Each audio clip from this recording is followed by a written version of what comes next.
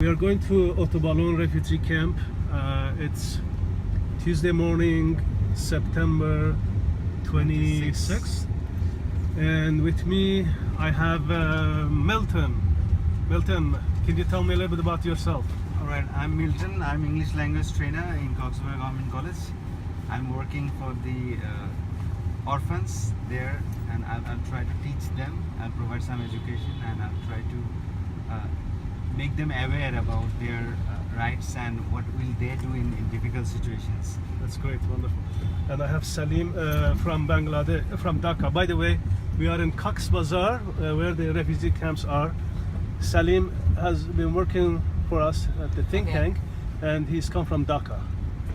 Hello, this is Salim Raja. I have come from Dhaka, and I also work for the Bangladesh government as an English language trainer.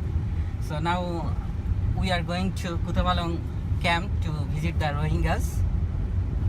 That's all. Okay, great. So you're Muhammad Tahir. Yeah, I am Muhammad Tahir. I am a teacher from Kutabalong refugee camps, and I am going to Kutabalong refugee camp right now to visit Rohingya peoples who are come from Myanmar right now. Great, great. Thank you.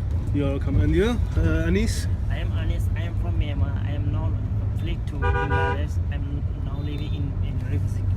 I see. So you just came from Myanmar and you live in refugee camp. Yes. And then we have Rashid, journalist. Hello, I'm Rashid. I'm journalist. I will visit now Kutupalong refugee camp and other camps, Rohingya. Okay, great, wonderful.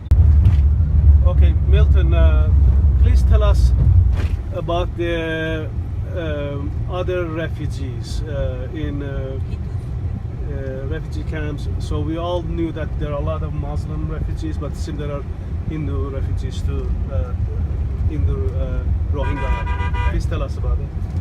What we have found that near about 600 Hindu Rohingyas came from Myanmar, and they have taken shelter close to the Ukhia.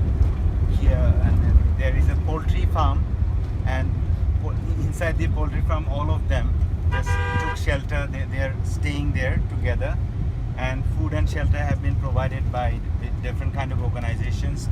And I talked about ISKCON, that is International Krishna Consciousness Group, and it is founded by USA actually.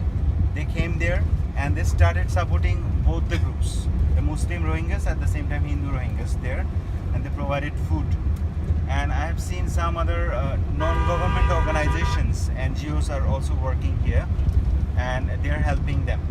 Basically, they are helping with the food and medicine.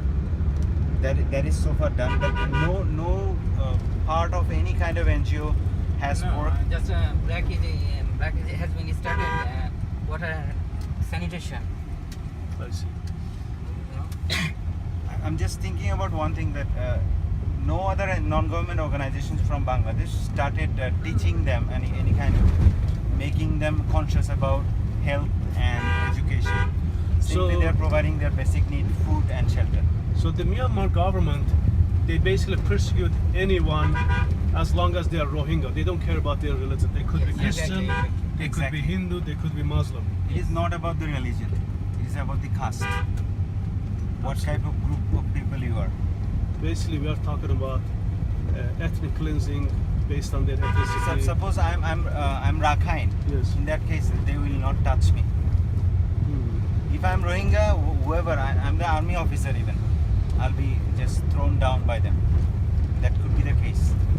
That is the reality. Yes. Hey, that's fine. Tell us also, Milton, about the relationship between Hindus and Muslim in Bangladesh. The relationship between Hindus and Muslims in Bangladesh is very peaceful and harmonious, I told you. And you see, he is my friend. I'm Hindu, and he is my friend, Rashid. And I have got very good relationship with Selim as well. Great. So definitely, you can see that we do not have any religious boundaries. Rather, we just consider ourselves human being, and they also consider ourselves human being. So we have got humanity.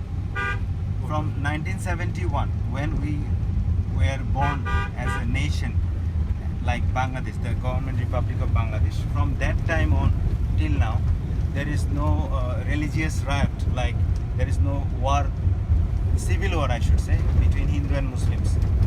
But it happened in India, I see. but it never took place in Bangladesh. That's great. And Salim, tell us about the tribes.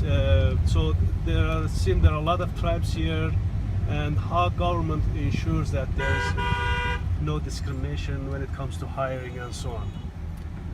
Okay, well, so suppose when we are competed for our job, at that time, if there is 100 vacancies, at that time first government select 10 vacancies out of 10 for the tribes.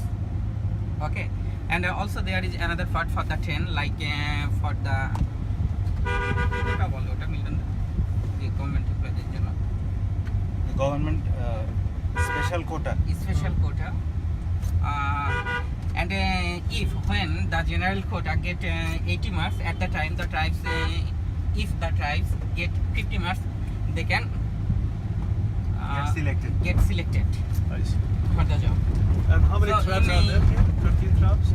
Yes, maybe 13 tribes. And they are not Muslims. Yes, No. they are not Muslims. They are Buddhist. Buddhist, okay. Buddhist, yes. And sometimes you will find the Sautals are Hindus. Okay. And but But maximum of them are from the Buddhist religion. Buddhist religion, and maximum have come from India.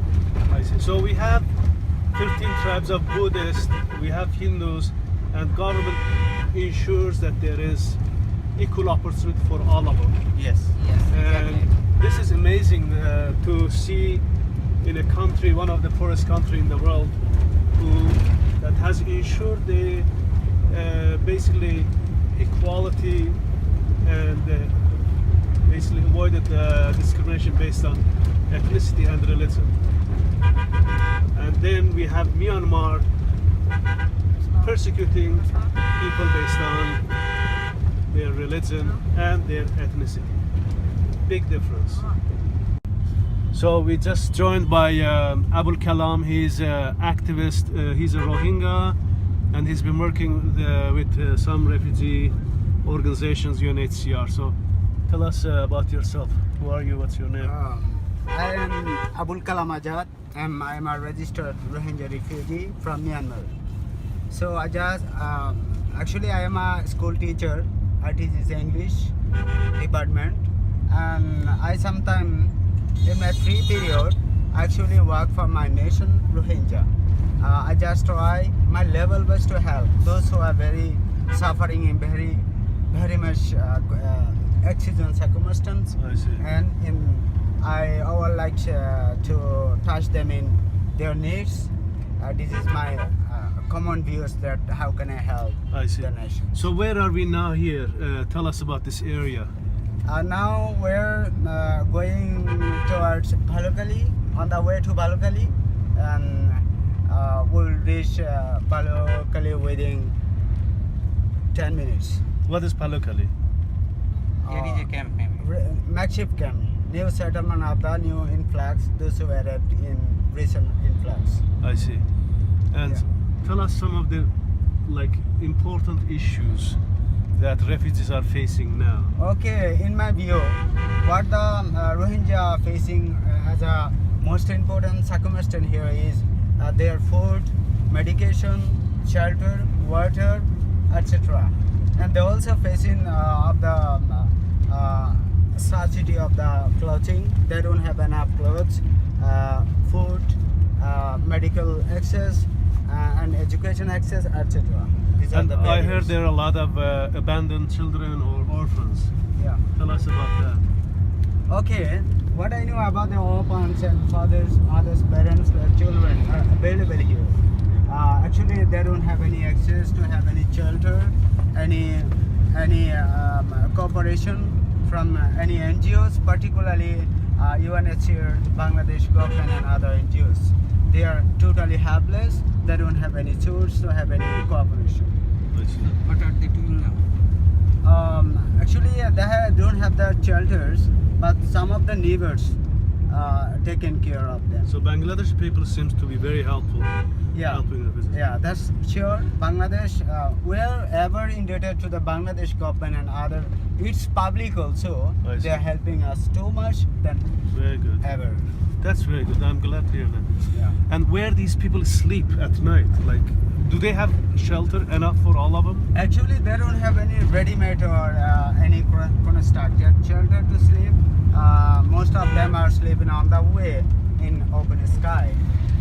Most of the refugees, those who are recently coming, I see. and some of them are have been built some of the shelters in their affordable capacities, and they are staying and sleeping there. I see. And these are all makeshift Yeah, yeah. camps here.